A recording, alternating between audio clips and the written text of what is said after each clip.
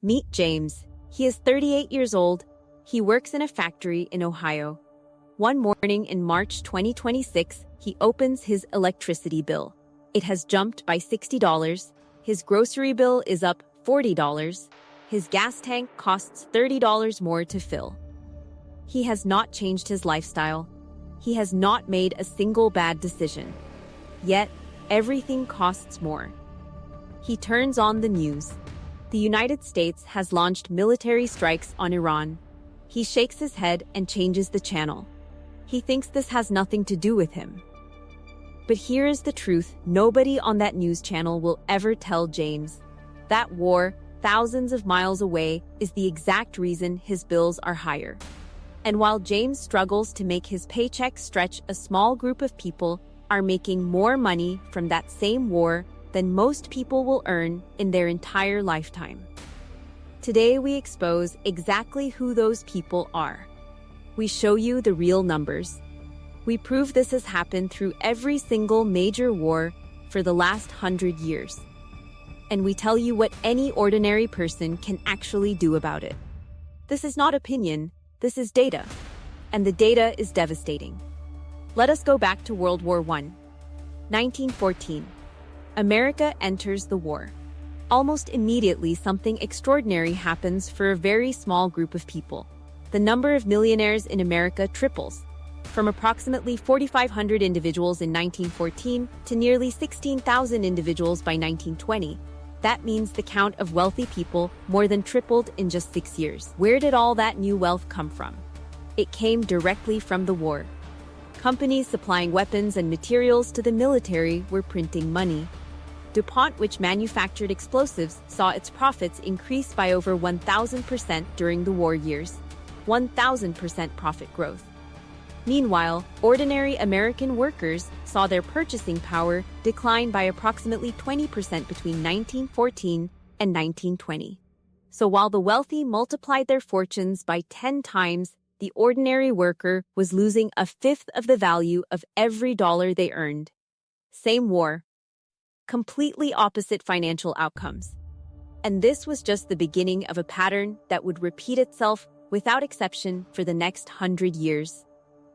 World War II. 1941 to 1945. The top 1% of Americans captured approximately 20% of all income growth generated during the entire war economy. Companies supplying steel, aircraft, and weapons saw their profits explode. Meanwhile, the average American family faced a cost of living increase of over 28%. Ordinary families were told to ration food and limit fuel consumption. The wealthy were quietly multiplying their fortunes. The gap between rich and poor grew wider during World War II than at almost any other point in American history up to that moment. Vietnam. 1965 to 1975. Defense contractors including Lockheed, Boeing, and McDonnell Douglas saw their revenues increase by an average of 300%. 300% revenue growth during the war years. And what was happening to ordinary Americans at the same time? Inflation rose from just 1.6% in 1965 to over 12% by 1974. The purchasing power of the ordinary American worker dropped by nearly half in less than a decade. Families who had carefully saved their money watched the real value of those savings get destroyed, while defense contractors were tripling their revenues. The Gulf War. 1991. Oil prices spiked by over 100% in just 3 months. ExxonMobil and Shell reported profit increases of over 75%. Ordinary American families faced gasoline price increases of over 50% almost overnight. The Iraq War. 2003 to 2011.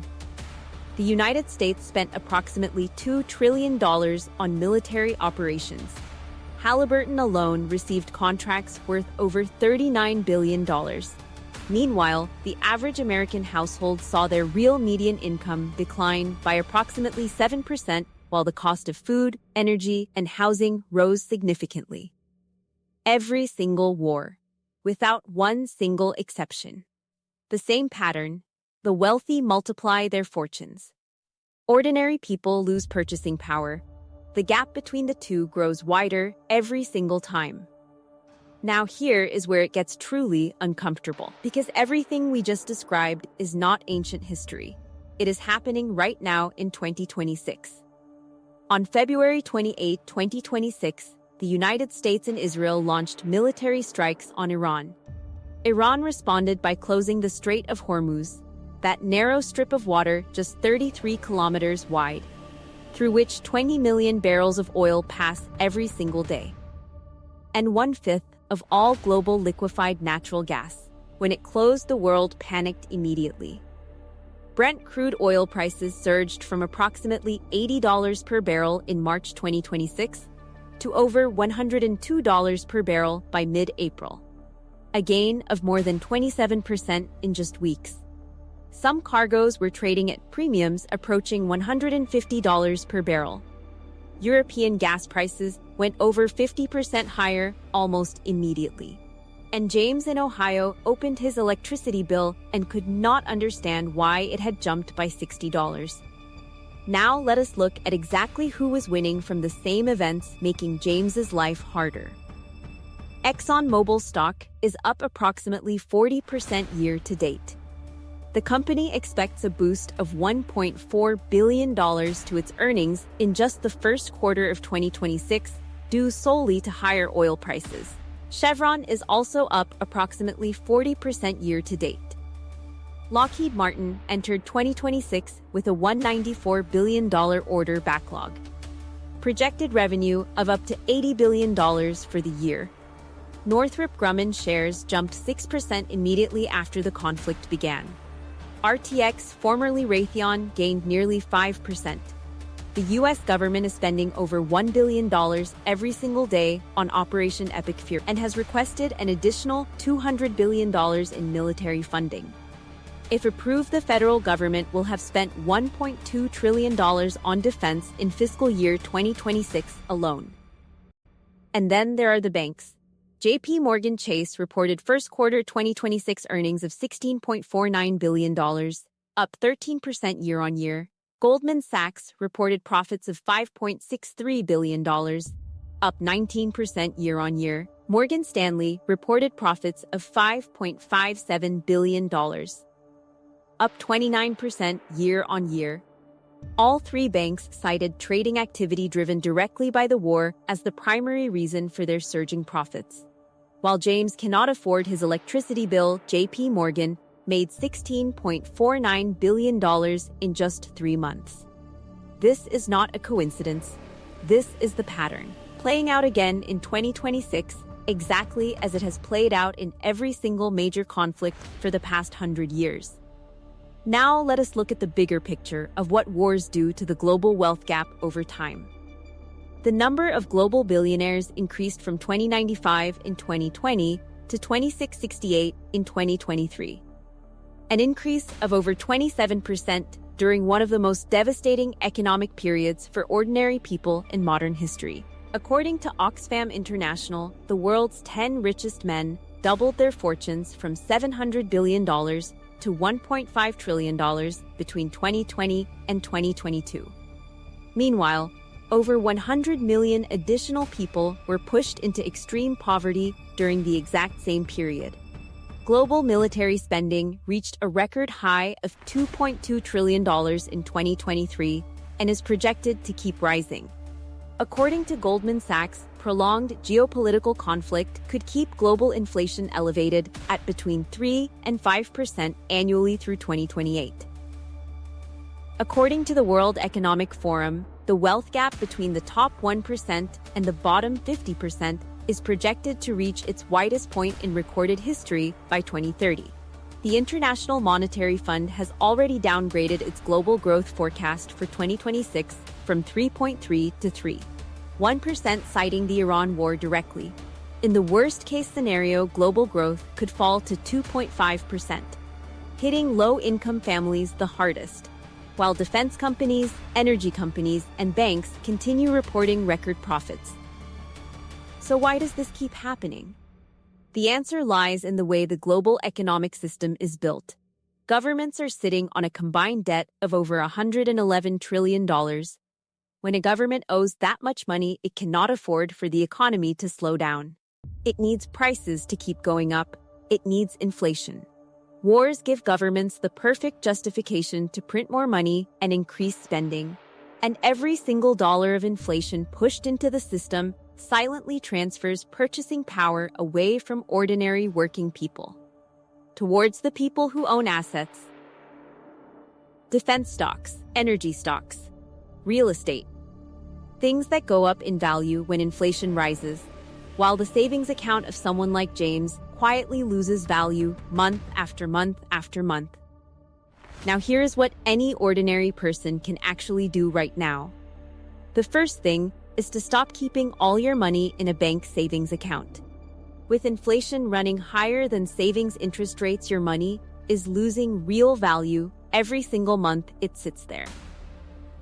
The second thing is to put some savings into gold. Gold has been the most reliable store of value through every single war and inflation period in the last 100 years. Even a small allocation of 5 to 10% provides meaningful protection against inflation destroying your purchasing power. The third thing is to invest consistently in broad market index funds through dollar cost averaging. The S&P 500 has never produced a negative return over any 20-year period in its entire history.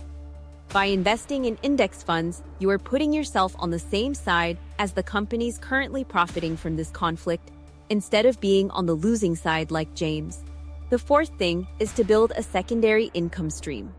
Relying entirely on one job during a period of war-driven economic uncertainty is one of the most financially vulnerable positions any ordinary person can be in. Even a small additional income provides a meaningful buffer. And the fifth thing is the simplest, but perhaps the most powerful. Do not panic.